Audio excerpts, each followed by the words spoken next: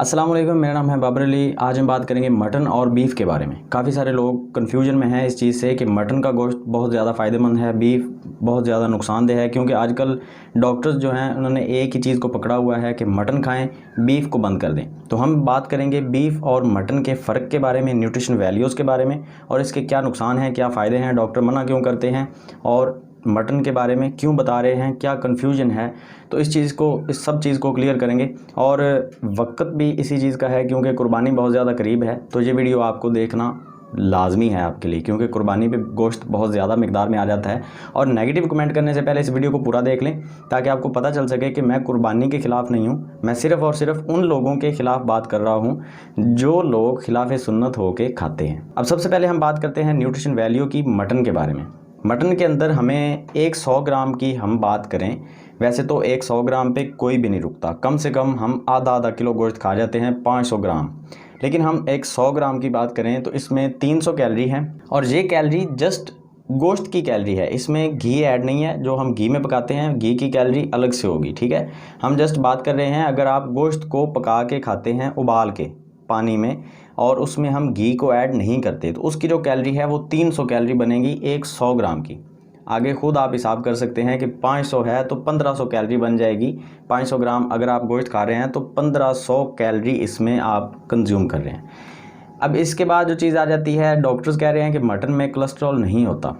अब हमारे सामने लिखा हुआ हमें मिल रहा है, डॉक्टर्स पता नहीं क्यों कह रहे हैं, क्योंकि ये सर्टिफाइड वेबसाइट होती हैं, इन्होंने बिल्कुल लेबॉर्ट्री टेस्ट करवाने के बाद ही यहाँ पे इंफॉर्मेशन डाली होती है। ऐसा नहीं है कि जस्ट अपनी तरफ से कुछ लिख दें, ये सर्टिफाइड वेबसाइट हैं।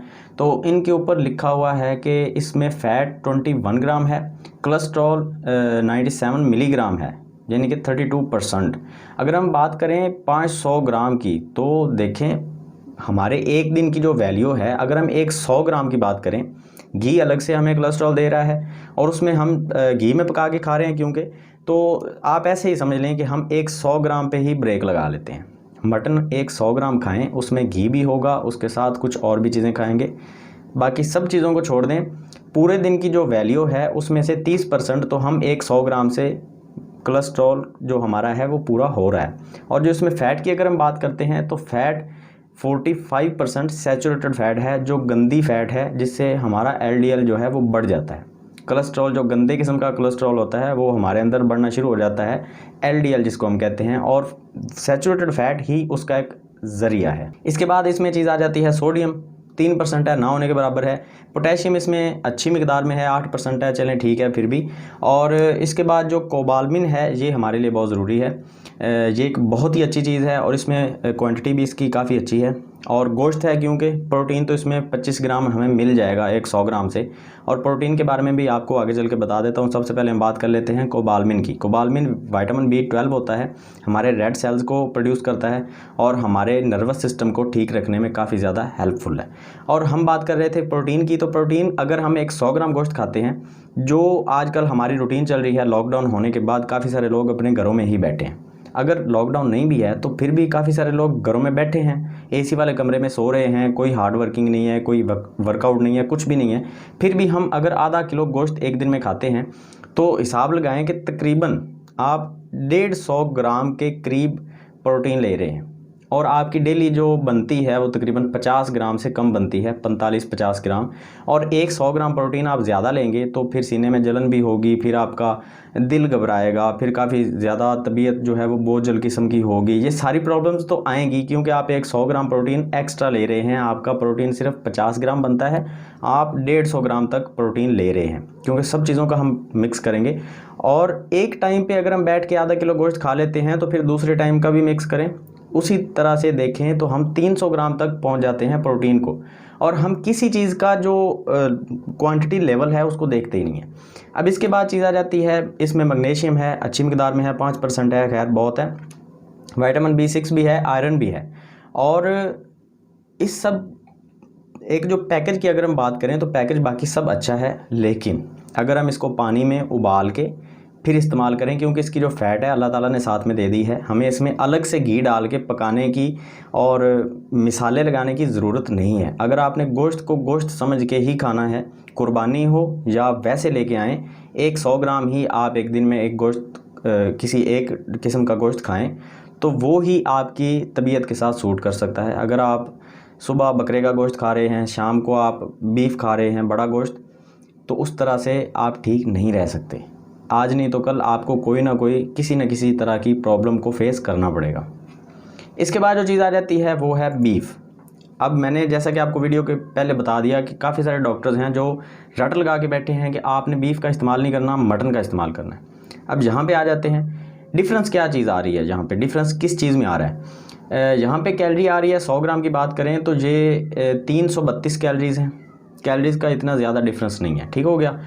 सैचुरेटेड फ़ैट की बात करें तो यहाँ पे है 11%, वहाँ हमें देखने को मिल रही थी 9%, 2% यहाँ पे सैचुरेटेड फ़ैट जो है वो ज़्यादा है। और इसके बाद जो कोलेस्ट्रॉल है वो थोड़ा सा कम है, 26%, ठीक हो गया। सोडियम की बात करें, सोडियम उतना है, तकरीबन 2-3% है। पोटेशियम उसमें 8% था, इसमें 6% है। कोबालमिन की बात करें तो 35% है, तकरीबन लगभग है एक जैसे ही है। मैग्नीशियम यहाँ पे ठीक है, और विटामिन B6 उसमें 6% था, यहाँ पे हमें 15% देखने को मिल रहा है, और ये एक अच्छी चीज़ है। प्रोटीन की बात करें तो यहाँ पे आके प्रॉब्लम आ जाती है। वहाँ पे हमें प्रोटीन देखने को मिल रहा था 25 ग्राम एक 100 ग्राम से, यहाँ पे एक 100 ग्राम से हमें देखने को मिल रहा है 14 ग्राम। और बाकी जो चीज़ें हैं उसकी वैल्यू उतनी ही है, तकरीबन थोड़ा बहुत डिफरेंस है। आप पी है, अगर सैचुरेटेड फैट की बात करें ज़्यादा है, कैलोरी ज़्यादा है, और कोबालमिन कम है, तो बाकी चीज़ों की वैल्यू, जो अच्छी चीज़ें हैं उनकी वैल्यू कम है, और जो बुरी चीज़ें हैं उनकी वैल्यू थोड़ी सी बढ़ गई। यहाँ पे आके प्रॉब्लम आती है। और अगर हम न्यूट्रिशन वैल्यूज़ से थोड़ा सा बाहर कदम रखते हैं तो हम चले जाते हैं हिकमत के असूलों पे। हिकमत के असूल पे जाएंगे तो जो बड़ा गोश्त है वो बहुत ज़्यादा सख्त होता है, और हमारी आंतें उसको हज़म करने में बहुत ज़्यादा मुश्किल में पड़ जाती हैं, क्योंकि हम कोई हार्ड वर्क नहीं कर रहे। हमारा जो स्टमक है वो इस काबिल नहीं आजकल रहा कि हम किसी चीज़ को अच्छे तरीके से हज़म कर सकें, हमारी आंतें इस काबिल नहीं रही।